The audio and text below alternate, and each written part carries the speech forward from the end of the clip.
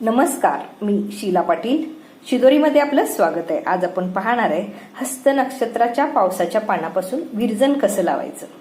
आज हस्त नक्षत्र आहे.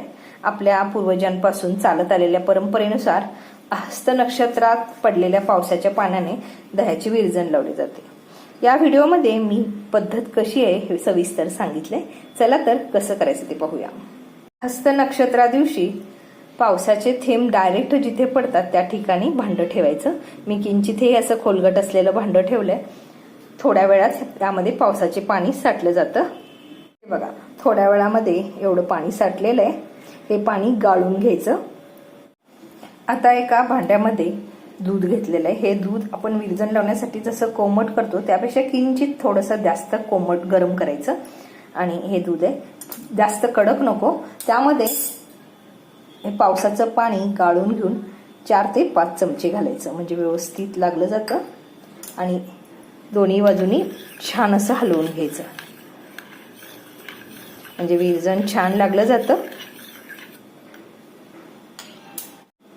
त्यावरती झाकण ठेवून हे भांडं उबदार ठिकाणी ठेवून द्यायचं, म्हणजे विरजन छान लागलं जातं.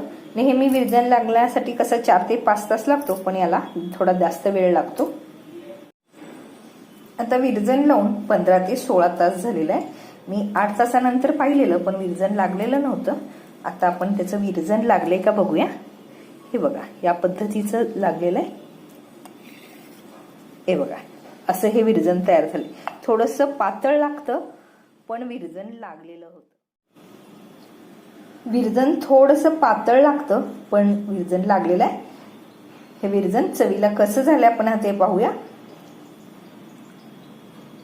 अगदी नेहमीच्या दह्यासारखंच हे दही लागतं. त्या विरजनापासून आपण जर उद्या दही लावलो तर अगदी नेहमीसारखं दही घटसर लागेल.